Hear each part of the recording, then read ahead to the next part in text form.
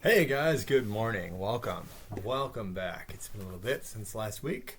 Like I said, I was planning on doing more last week, and then it was just like a long day, and then all of a sudden my back of my head and neck was just like hurting. It was like hurt to keep my eyes open. It was just really bad headache. So it's just like I cannot do a video right now. So anyway, we do have a lot of stuff to do around the house today, but thought I'd get one in now, and then we'll do some cleaning and stuff like that, and then back with more. As I've said on the community page, Anna's going to do a review of Skin of a Rink, so a solo review.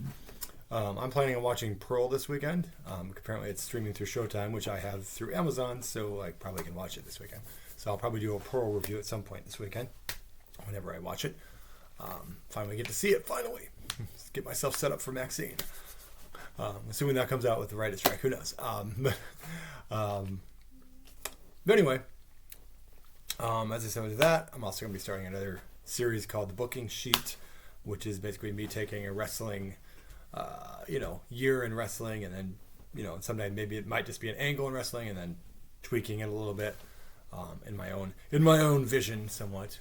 Changing cards. I mainly probably most of the time would just do pay-per-views of that year, so not a lot of Raws where Monday Night Raw where this guy's squashing a jobber and this guy's squashing a jobber, because what are you going to switch about that? It's jobber squashes. So that'll be coming up later too. I'm kind of getting everything positioned for that. I'm actually going to write stuff out and all that stuff. But it's something I've done a lot of fantasy booking and done things with games and stuff like that. But I'm just like, maybe I'll just talk about what I would do. I've seen other people do that on YouTube. So this channel is all about having different things. So trying some stuff out. It's always good to try new things.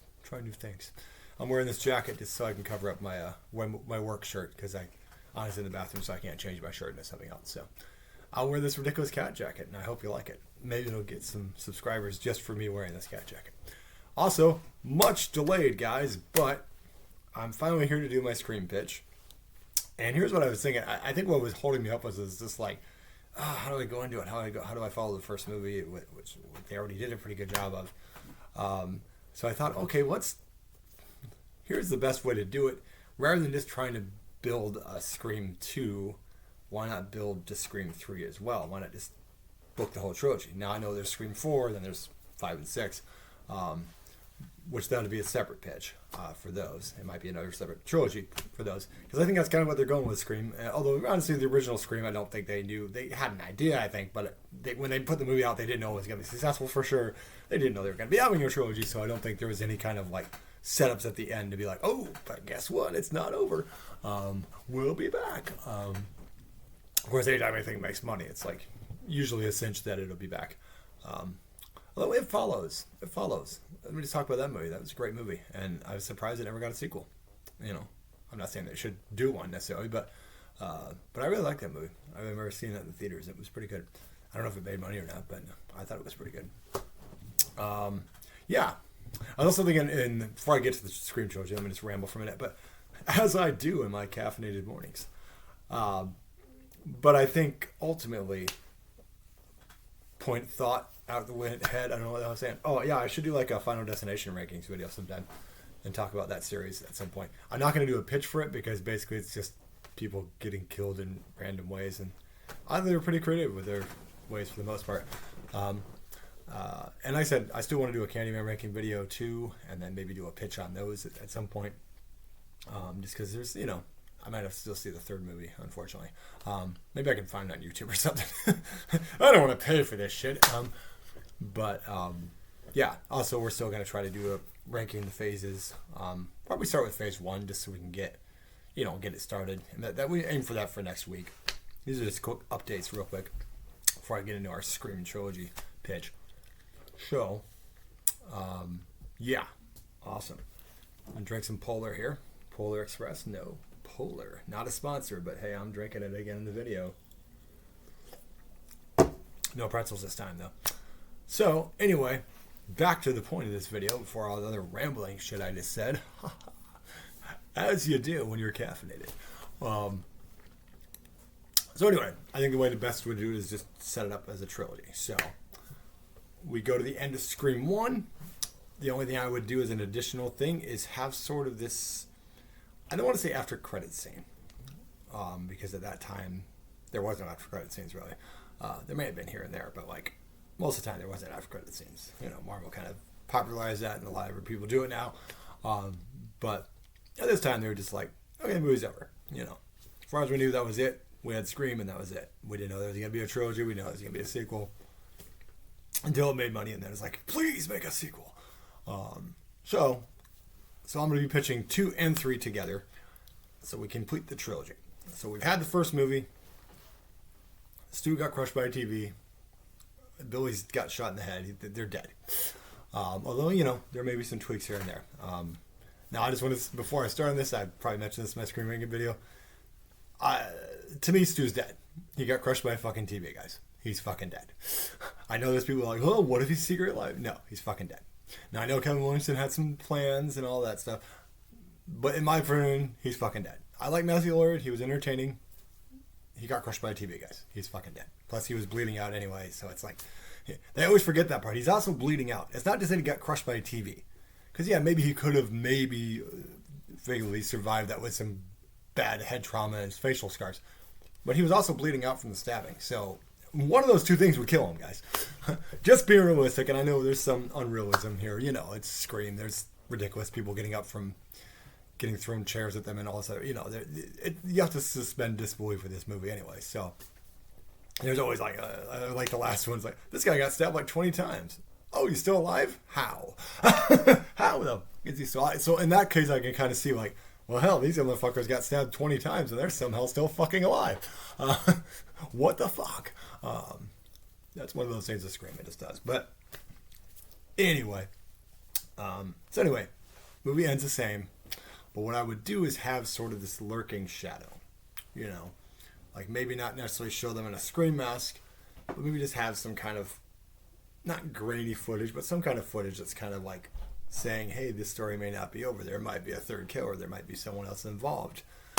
So, yeah, that's what we're looking at doing here.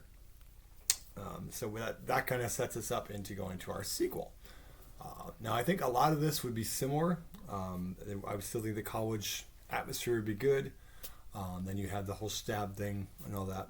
Like I said, there's some good opening kills there, so there's not a lot I would change. Like I said before, this is the tougher one. Like I said, when you look at Friday the 13th or Halloween or even a little bit of Nightmare on Elm Street, there's movies where you can like, having to follow that up would have been tricky. So yeah, following this up is not the easiest thing in the world to do. But like I said, I feel like if we build kind of this ambiance of this kind of, is there a third killer? Is this other person involved? Is someone watching? Is someone the real planner? You know, which we kind of got to in Scream 3, but like I feel like we could have hinted at it a little bit more. Or, you know, did Stu survive? You know, if we want to go that route. But we keep it kind of optimistic at this point. I wouldn't change the killers. I still think the killers. Now that's certainly a way you could go about it. If we want to go on this pitch thing, you could easily be like, well, what if these people were really what if Randy was one of the killers? Or, you know, what if Tatum was one of the killers? You know, you could go that route if you wanted to. But that's more of a choose your own adventure type situation. And that's not what we're doing here. So, yeah, I would say pretty much most of the movie is similar. So not a real big change there, but I just think you have to have that ambiance of like somebody else is watching or maybe multiple people are watching. They're maybe just kind of seeing how these people do their work. And maybe at the same time, you can almost have it sort of, I hate to go Marvel with it, but almost a Thanos thing of like, well, looks like the third movie, I'm going to have to do this shit myself, you know. Because, yeah, I think at the end of the day, if you go back to Roman being involved with the original plot, technically, the plan would be that, you know, they were supposed to, Stu and Billy were supposed to survive, Sidney was going to be dead. So when Sidney didn't end up dead, and they ended up dead, then he's like, okay, well, they failed. Okay, well, let's see these other people. And then maybe, you know, Mickey gets involved. Obviously, Mrs. Loomis is, you know, there. So, like, I would say, like, not necessarily have a connection, because we don't want to give away the killers yet. I mean, we all know them now, but, like, we don't want to give away the killers at the beginning of the movie, like, I'm talking to this guy. But, like, there's hints of things of, like, you know, I'm not saying, like, a Man in Black, like Halloween 5 did, but, like, just hints of conversations of maybe there's someone else involved. Maybe there's someone else. Maybe there's a mastermind of sorts that's involved in this Scream thing. And, yeah, the idea of, you know, Mickey being obsessed with the movies and the stab thing, that was fine. And Mrs. Loomis with the revenge. So there's kind of in Scream 2 you kind of get both of things that they've kind of used in their movies. It's like there's the I want revenge for family things, and I'm obsessed with these movies and all that stuff. And these stab movies movie do it and all that stuff. There's different, like I said, there's always some kind of take on that, but usually it's some kind of family member or friend or loved one or whatever the case is how they usually go about these things. But there's ways to go about it. So I feel also though, so the second movie pretty much ends the same way. We have the thing, Mrs. Loomis and Mickey both get killed. They're done. You know, you never hear those things. You never hear like, hey, is Mickey possibly alive? It's always Stu. Mickey couldn't be alive. It's always Stu. I guess he got shot though too, didn't he? So I guess, yeah. Him and they're both dead, so they couldn't come back from that. That's true. But still, it's like, they never hear that shit. So anyway, I would end about the same, but I would say, well, you know, like, once again, you have that ambiance of this other person being like, making a call, like, okay, this time, all bets are off, basically. Something like that, just to kind of give a, you know, true cutting off point to be like, okay, now we're leading into this trilogy, and this is where things are really going to go down. Now, I've talked about Scream 3. It's not a bad film, but there was a lot of problems with, like, the MPA and because of the Columbine and all that stuff. A lot of their original plot had to be scrapped and rewritten, and Kevin Williamson stepped out of it and stuff like that. So for what they did, it was fine, but I feel like that's one we can definitely improve upon. Scream 2 was pretty solid. I liked it. That's why I didn't want to make too many changes to it, other than that overarching presence. Excuse me.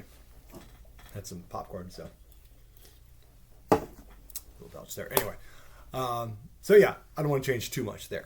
So with Scream 3, opening kill is pretty good. Although I do like Cotton Weary, I wish we didn't have killed him off, but you know, someone's got to be the opening kill. So yeah, this is where Roman is really like becoming the thing, and we still don't know it's him yet, but like, it's really becoming kind of the mastermind. He's been this mastermind this whole time. He's been wanting to get Sydney out of this picture. We want her out of here. It's like, you know, how can these other idiots fail? You know, I try to give them all the tools. I try to get them, you know, get in the right side. I find the right type of mindset.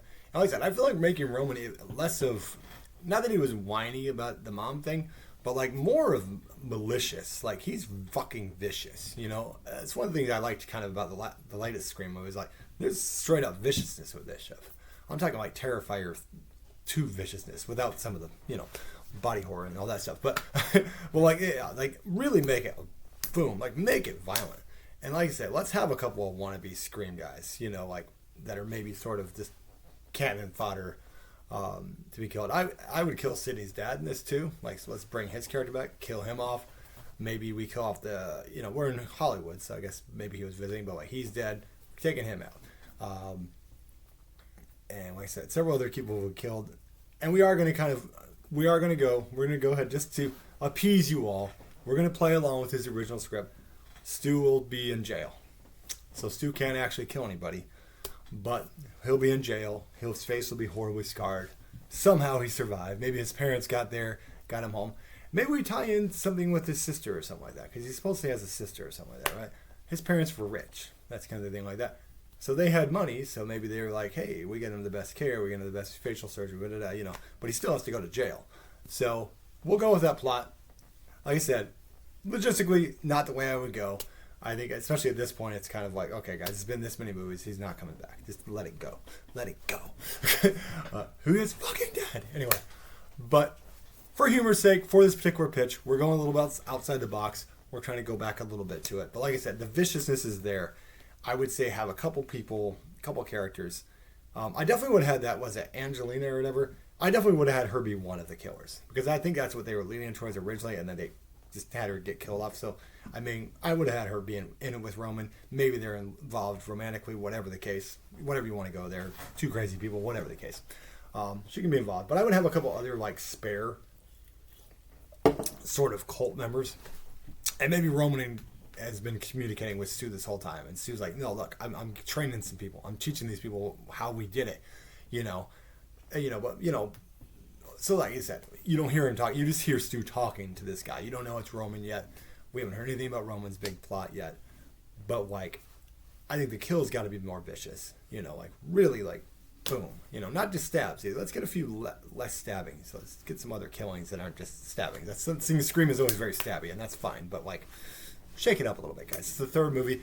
As far as we know, this is it. This is the end of the trilogy. We're ending this shit. There's not going to be a Scream 4. There's not going to be 5 and 6 later on. This is it. So we're going balls to the wall because it's a fucking trilogy, and this is how we're going to wrap things up.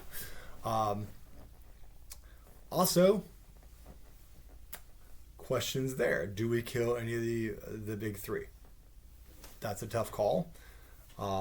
If we are definitely not going to do a Scream 4, it might not be a bad possibility to light that up. And I know that Scream 5 did that with Dewey. Spoilers if you haven't seen Scream 5. But I don't know. It always feels like, I think Sydney had to survive. Not that she couldn't die. I know Nev Campbell doesn't want to kill her kid off, but like, not that she couldn't die, but, not for the final movie. I wouldn't kill her in that. But Gale or Dewey, I feel like, you could have killed one or both of them. If you wanted to truly make the body count rise, you could easily have killed one of them. Or at least had them be somewhat maimed really badly. Which poor Dewey has been a lot. But like, I feel like, there was too much of a problem. Like, let's kill some characters, guys. It's like, it's okay. You killed Cotton Weary with no friggin' problem. You killed Randy with no problem. Yes, we could have an alternate version where Randy's really alive. I never died. But we can't get around that yet, so. But like I said, total viciousness. All these Hollywood stars get killed in different ways, which I guess that one guy did get blown up, so he didn't get stabbed. The one actor guy. So, at least there's some freshness there. But as the reveals happen and all that, we find out Roman mentions that, I've been talking with Stu, and he's got these guys, and we have a couple of these lamos. They get killed pretty easily. Because they're underlings. They're basically henchmen, basically. They're just a bunch of punk teenagers or whatever. They're not going to be, and Stu trained them. Stu was never the mastermind anyway. It was Billy, mainly, Stu was just kind of go along for the ride, peer pressure, So I would say that, like, having him fail and all that stuff. And then I would say that, Stu's family may be involved somehow. Maybe even his sister was one of the other killers. You could go that route if you wanted to. Maybe part of the cult, and I'm doing this for my brother and all that, and have her get taken out. She goes down, and then Roman's, I would even say have Stu get killed officially in prison too. It's or maybe that could be even like towards the end of the movie after the Roman stuff's over. Find him in a room. Dewey closes the door. Locks him in. A little crazy, but like, hey, we're here to visit. Someone's here to see you, and then basically just they, Dewey has some connections with the cops, take the cuffs out of him. Let's see how he does. Have a final fight with, or I don't know, maybe have some way that Stu gets broken out of prison or something like that, so that you have sort of a final confrontation, and, City finishes them off for good. It'll be an epic fight. But Roman would reveal his whole plan, that this has been a plan this entire time. A little bit less of the mommy issues thing, which obviously he had, but like, I don't know, making him a little darker, I think, is the best way to go. Like, this is the third movie. Let's go out with a bang here. Let's just kill. Maybe we don't kill Gale and Dewey. We'll let them survive. Why not? But fourth movie, all bets are off. I would say ultimately darker. Roman's reveal is much darker. They do have an epic fight. Sydney beats him, and then like I said, Stu tries to show up and he gets taken out too. So like, that's it. Slate is clean. And as far as we know, there's no more Scream movies after this. This is it. This is the end of the trilogy. This is the original trilogy. So that's kind of my idea, guys. That's kind of my basic pitch. It doesn't change a whole lot of what happened, except maybe a little bit of the third movie, just to kind of make it a little darker, and get a little bit of the body count up, and then tie in sort of this two thing, but not making it the main thing. Roman's still the main mastermind here. Because I don't think the actor did bad. I just think the script didn't lend to.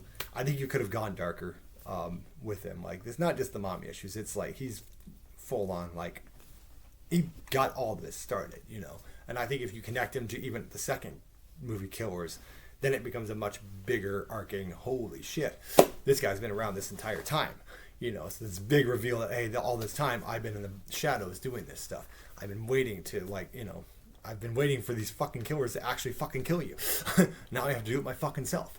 So, I think he's got to be very intense. He's got to be very dark, and just very unhinged, like you do in a Scream movie. But yeah, and that's how I would say. Like I said, a little more bloody, a little more of the body count rising. You tie in the Stu cult thing, but it's basically a failure because Stu's not a leader. Stu's a follower, guys. That's sorry. So I know there's people down below. Oh, you didn't make Stu the mastermind. It's like, well, he was never the mastermind. It was Loomis. Billy Loomis was the mastermind, or technically Roman Bridger. But of the two, I mean, he was always the peer pressure guy. He's like, yeah, let's kill those people. He obviously was out of his mind. He was obviously evil, but having him lead a cult of Syria, it just feels so weird. But hey, you learn stuff from prison, I guess. So anyway, guys, that's my basic pitch for a Scream trilogy for the original 3. I will come back with a Scream 4, 5, and 6 pitch, and then I will kind of do a pitch for what I think should happen in the next movie in the newest Scream trilogy, how we should tie that up in a trilogy. If we do that in a trilogy, if we get a third movie, ways you can go about that to tie things in. So I would say, yeah. So that's what I'm going to do with these guys. I'm just going to go the trilogy route rather than just doing one movie at a time like I've done with the other ones. I feel like Scream just kind of lends itself to the trilogy route. And we were originally supposed to get a trilogy with the 4, 5, 6, but it didn't make enough money at the time. So, which is too bad. There was some good potential there. But anyway, guys, that's my pitch for that. I hope you enjoyed it. Like and subscribe. Like I said, we'll have some more content this weekend for you. Anna will have a review for you. I'll probably have a review for you. And there'll probably be, and I'll do that wrestling thing and stuff like that. So there's lots of fun stuff coming this weekend and the next couple weeks as well. So thanks for watching, guys. Hope you have a wonderful day. It's supposed to be nice out here. If you live in the Seattle area, it's supposed to get pretty sunny and nice out this weekend again. So enjoy this weather while it lasts and have a good day.